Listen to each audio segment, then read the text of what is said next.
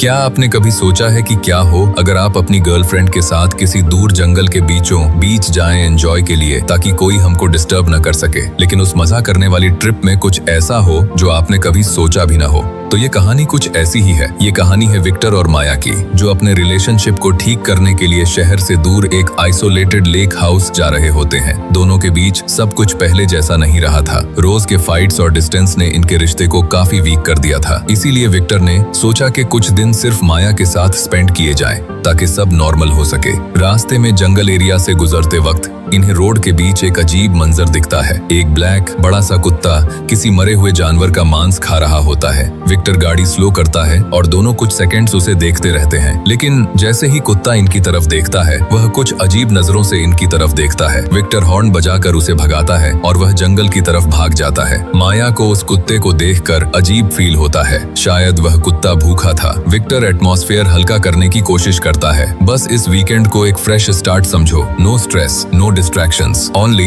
You and me. कुछ देर बाद ये लोग लेक हाउस पहुंच जाते हैं। जगह काफी सुनसान होती है, आसपास दूर दूर तक कोई इंसान नहीं। माया बीच को भी देखती है। समंदर का नजारा बहुत खूबसूरत था। इसके बाद माया घर देख ही रही होती है कि उसे वही कुत्ता याद आता है। वह किचन से थोड़ा मीट निकालती है और बाहर लेके बैठ जाती है, शायद वह वापस आ जाए। दूसरी तरफ विक्टर बेडरूम में जाकर एक पिल लेता है। वह चाहता था कि ये ट्रिप सिर्फ नॉर्मल वेकेशन न हो, बल्कि दोनों के बीच पहले जैसी क्लोजनेस भी वापस आ जाए, क्योंकि विक्टर माया के साथ मजे करने के लिए ही आया था। कुछ देर बाद माया देखती है कि वही कुत्ता धीरे धीरे जंगल से बाहर आ रहा है और मीट के पास पहुंचने ही वाला होता है, लेकिन तभी विक्टर बाहर आ जाता है। विक्टर को देखते ही कुत्ता फौरन भाग जाता है। विक्टर हल्का सा मुस्कुराकर कहता है, उसकी टेंशन छोड़ो, अंदर चलो, जिस काम के लिए आए हैं उसको अंजाम दें और भूल जाएं दुनिया की फिक्र को। दोनों घर के अंदर आ जाते हैं। जल्दी में वो मेन डोर प्रॉपर्ली लॉक भी नहीं करते। अंदर उनकी शादी की एक फोटो भी लगी होती है। इसके बाद ऊपर बेडरूम में माया क्लोथ्स चेंज करती है, जबकि विक्टर वॉशरूम चला जाता है। वो विक्टर को बुलाती है, मैं रेडी हूँ। कुछ देर बाद जब विक्टर वापस आता है तो उसके हाथ में हैंडकफ्स होती हैं। माया हैरान होकर पूछती है, ये सब क्या है? विक्टर हंसता हुआ कहता है, बस कुछ डिफरेंट ट्राई करते हैं, मे बी इससे हम दोनों फिर क्लोज फील करें। माया पहले हेजिटेट करती है, लेकिन रिलेशनशिप को चांस देने के लिए मान जाती है। विक्टर उसके दोनों हाथ बेड के साथ बांध देता है, लेकिन फिर वह माया से कहता है कि वह प्रिटेंड करे जैसे वह ये सब नहीं चाहती। ये बात माया को बिल्कुल पसंद नहीं आती। वह अनकंफर्टेबल फील करने लगती है। विक्टर, मुझे ये सब वियर्ड लग रहा है, स्टॉप। लेकिन विक्टर इस बार सीरियस होता है। धीरे धीरे दोनों के बीच बहस शुरू हो जाती है। विक्टर फ्रस्ट्रेशन में बोलता है कि उनके रिलेशनशिप के खराब होने की वजह सिर्फ माया है। हर बार तुम ही सब खराब करती हो। हम कब से नॉर्मल हस्बैंड वाइफ की तरह करीब नहीं आए। माया उसे रुकने को कहती है। विक्टर को बहुत गुस्सा आता है, लेकिन अचानक विक्टर अपना सीना पकड़ लेता है। उसकी सांसें तेज होने लगती हैं और देखते ही देखते वह माया के ऊपर ही गिर जाता है। माया घबराकर जोर जोर से चिल्लाने लगती है, लेकिन प्रॉब्लम ये थी,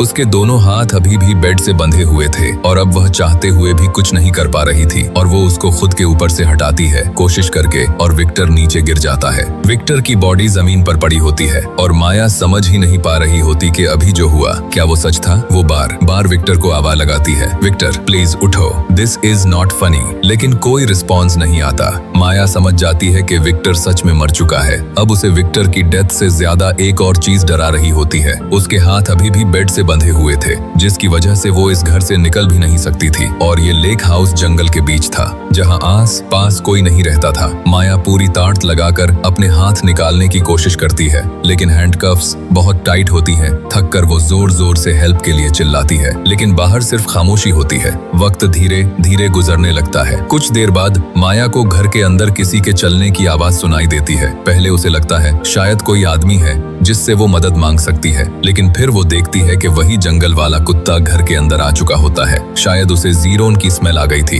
कुत्ता धीरे धीरे विक्टर की बॉडी के पास जाने लगता है। माया फौरन चिल्लाती है और आवाजें निकालकर उसे भगाने की कोशिश करती है। कुछ सेकंड्स के लिए कुत्ता रुकता है, लेकिन फिर वो विक्टर की बॉडी को नोचना शुरू कर देता है। ये सब माया के सामने हो रहा होता है और वो कुछ नहीं कर पा रही होती। अब उसे एहसास हो रहा था कि उसने विक्टर के साथ अच्छा नहीं किया। वो तो बस करीब आना चाहता था और सब कुछ ठीक करना चाहता था, फीलिंग के साथ एंजॉय करूं, लेकिन विक्टर अब जा चुका था। शॉक और डर की वजह से माया की मेंटल स्टेट भी खराब होने लगती है। तभी अचानक उसे लगता है कि विक्टर उठकर खड़ा हो गया है। विक्टर उसके सामने खड़ा था और वो धुश हो जाती है कि तुम जिंदा हो, और एकदम विक्टर उसको कहता है कि देखा, सब कुछ हमेशा की तरह खराब हो गया, लेकिन इस बार खराब ही नहीं हुआ, तुमने मुझको मार भी डाला।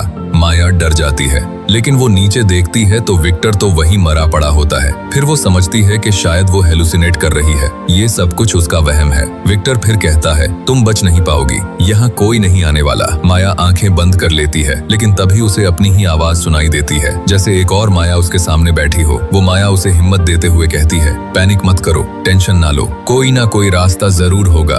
अब माया के दिमाग में जैसे दो लोग बात कर रहे होते हैं, एक तरफ विक्टर जो उसे होपलेस फील करवा रहा था, और दूसरी तरफ वो खुद जो सरवाइव करना चाहती थी। वो दोनों अपनी बातें करते रहते हैं। माया उनको देखती रहती है। कुछ घंटे और बीत जाते हैं। अब माया को बहुत ज्यादा प्यास लगने लगती है। तब उसे याद आता है कि विक्टर ने बेड के पास पानी का ग्लास रखा था। वो मुश्किल से बेड को हिलाकर ग्लास अपनी तरफ खींच लेती है और माया को बहुत ज्यादा प्यास लगने लगती है। लेकिन प्रॉब्लम ये थी, उसका हाथ मुंह तक पहुंच ही नहीं सकता था। पानी इतना पास था माया के, लेकिन खेल देखें, माया उस पानी को पी नहीं पा रही थी। तभी उसके दिमाग वाली माया उसे आइडिया देती है कि अपनी ड्रेस के टैग को मोड़कर स्ट्रॉ की तरह इस्तेमाल करो। तो फिर माया अपने कपड़ों के टैग की मदद से टेम्परेरी स्ट्रॉ जैसा कुछ बनाती है और आखिर बहुत मुश्किल से पानी पी लेती है और उसे थोड़ा अच्छा फील होता है। लेकिन उसकी बॉडी अब वीक होना शुरू हो चुकी थी। अंधेरा भी हो गया था, चारों तरफ सन्नाटा था। भूख, थकान और शौक की वजह से आखिरकार माया की आंख लग जाती है।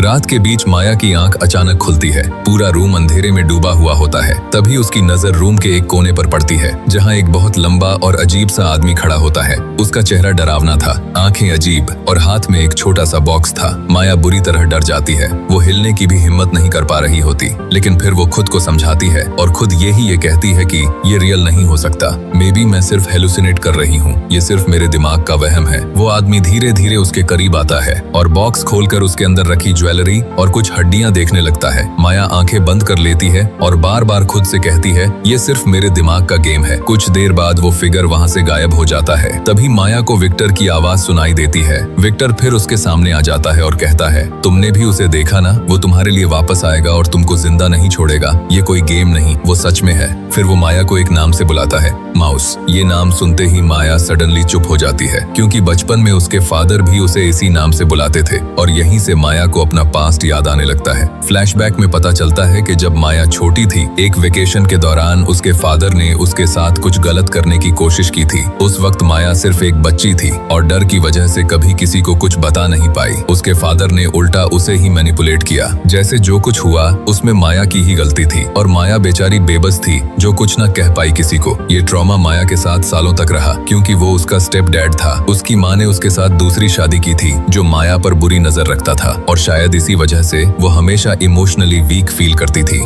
जैसे ही सुबह होती है, तभी माया महसूस करती है कि कोई उसके पैर को छू रहा है। वो फौरन नीचे देखती है और शॉक हो जाती है। वही कुत्ता वापस आ गया था। इस बार वो माया की टांग पे काटता है। माया उसे लात मारकर दूर करने की कोशिश करती है। कुत्ता गुर्राता है, लेकिन फिर वापस विक्टर की बॉडी के पास चला जाता है। विक्टर की हेलुसिनेशन फिर कहती है, अभी तुम्हारे पास थोड़ी स्ट्रेंथ है, लेकिन जब ये भी खत्म होगी, नेक्स्ट टर्न तुम्हारी बॉडी का होगा। ये कुत्ता तुमको भी ऐसे ही खाएगा। ये बात माया को और डरा देती है, लेकिन दूसरी तरफ उसका दूसरा वर्जन उसे मोटिवेट करता है, बस डर कर मत बैठो, कुछ करो। तब माया को एक आइडिया आता है। उसे याद आता है कि ब्लड स्लिपरी होता है। अगर वो अपना हाथ खून से स्लिपरी कर ले तो शायद हैंड कफ से निकल सके। बेड के ऊपर ग्लास पड़ा होता है। वो उसमें से पानी नीचे गिरा देती है और माया डर रही होती है। फिर से रात होने वाली थी और उसके पास और कोई ऑप्शन नहीं था इसके अलावा। वो ग्लास उठाती है और ग्लास को तोड़ देती है और अपने हाथ को काट देती है। दर्द इतना ज्यादा होता है कि वो चीखने लगती है, लेकिन फिर भी रुकती नहीं। अपनी पूरी ताट लगाकर वो हाथ को हैंडकफ से बाहर निकाल लेती है।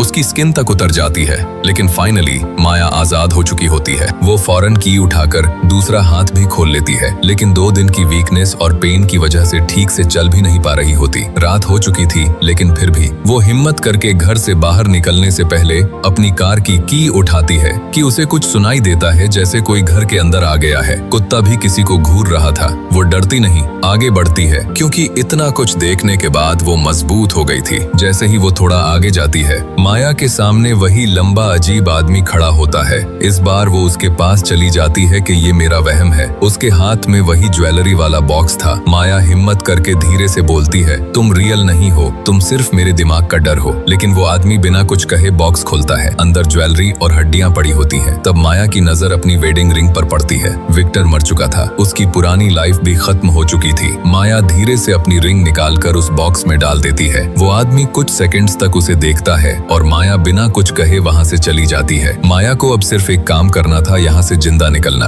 वो मुश्किल से नीचे आती है और किसी तरह कार तक पहुँच जाती है। वीकनेस की वजह से उसकी ठीक नहीं थी और उसको चक्कर आ रहे थे, लेकिन फिर भी वो ड्राइव करना शुरू करती है। कुछ दूर जाकर उसको चक्कर आता है और कार सीधा जाकर एक ट्री से टकरा जाती है। लकीली नियर बाय लोग एक्सीडेंट देख लेते हैं। वो फौरन माया को हॉस्पिटल पहुंचा देते हैं। वक्त गुजरता है। कुछ महीनों बाद माया फिजिकली ठीक हो चुकी होती है। पुलिस उससे पूछती है कि लेक हाउस में क्या हुआ था, लेकिन माया कहती है कि उसे प्रॉपरली कुछ याद नहीं, वो बेहोश थी, पता नहीं किसने हम पे अटैक किया। इसके बाद विक्टर की तो डेथ हो गई थी, इसीलिए उसकी प्रॉपर्टी का पैसा माया को मिल जाता है। लेकिन माया बदल चुकी थी। वो उन लड़कियों के लिए एक फाउंडेशन स्टार्ट करती है जिन्होंने अपनी लाइफ में एब्यूज या फैमिली ट्रॉमा फेस किया होता है। सब कुछ नॉर्मल लगने लगता है, लेकिन एक प्रॉब्लम अभी भी बाकी थी। माया का डर रात को उसको तंग करता था। उसे बार बार वही लंबा आदमी याद आता और उसके दिमाग में एक सवाल रहता, क्या वो सच में था?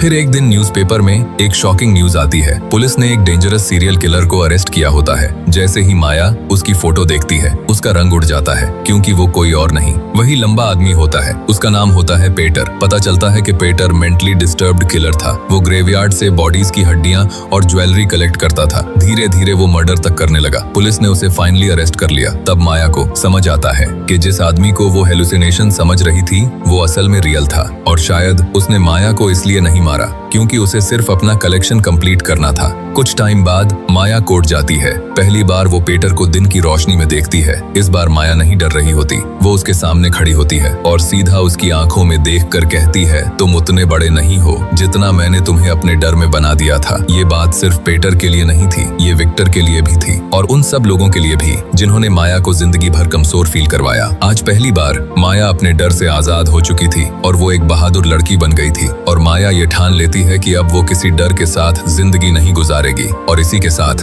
कहानी यहीं खत्म होती है। और अगर ये कहानी आपको अच्छी लगी तो यार लाइक के साथ सब्सक्राइब भी कर देता, ताकि हमारी मुलाकात होती रहे।